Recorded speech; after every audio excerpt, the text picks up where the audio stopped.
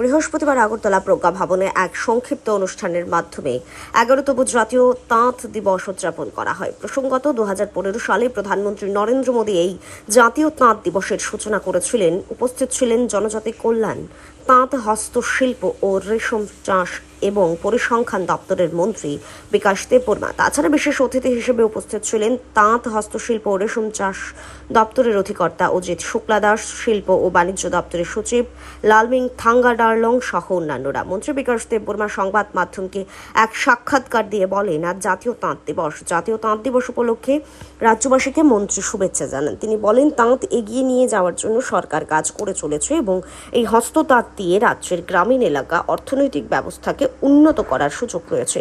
তিনি আরো বলেন, সুতির কাপড়ের চাহিদা বর্তমানে দিন দিন বাড়ছে। এই চাহিদা পূরণ করা সম্ভব হচ্ছে না। গ্রামীণ এলাকার অর্থনৈতিক ব্যবস্থা চাঙ্গা করার পাশাপাশি চাহিদা পূরণ করার জন্য সকলকে সহযোগিতার হাত বাড়িয়ে দিতেও আহ্বান জানান মন্ত্রী বিকাশ দেববর্মা। আজকে হ্যান্ডলুম দিবস, তার জন্য সকল রাজ্যবাসীকে এবং আমার সঙ্গে আছে ডাইরেক্টর সাহেব, পদ্মশ্রী অ্যাওয়ার্ড ম্যাডাম আছে, আমার ডিপার্টমেন্টের অফিসারগণ আছে।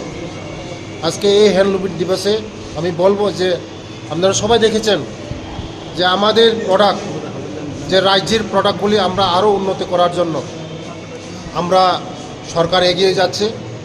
এবং যদি আমাদের গ্রামে যদি আমরা সাধারণ মানুষকে যদি আমরা ডেভেলপমেন্ট না করতে পারি, ত্রিপুরা কোনো দিন ডেভেলপমেন্ট হবে না।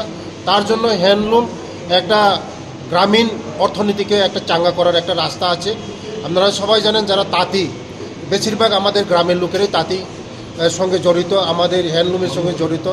তার জন্য আমাদের সরকার এই আমাদের রাজ্যকে বিকশিত করার জন্য এবং রাজ্যকে আরও ডেভেলপমেন্ট করার জন্য আমরা এই হ্যান্ডলুমকে আরও আমরা জোর দিচ্ছি। আগামী দিন আমাদের হ্যান্ডলুম ডিপার্টমেন্টকে এই যে আরও উন্নতি করা, আরও ডেভেলপমেন্ট করা, আমাদের ডাইরেক্টর সাহেব নতুন এসেছেন, ওনার সঙ্গে আমি অনেক কথা হয়েছে যে আগামী দিন আমাদের যারা হ্যান্ডলুম সঙ্গে জড়িত তাদেরকে আরও কীভাবে আরও সুন্দর করে ট্রেনিং দেওয়া যায়। আগামী দিন আমাদের এই ত্রিপুরাকে আরও বিকশিত করা, শ্রেষ্ঠ ত্রিপুরা করাই এটা আমাদের লক্ষ্য, সরকারের লক্ষ্য। শান্তন টিভি।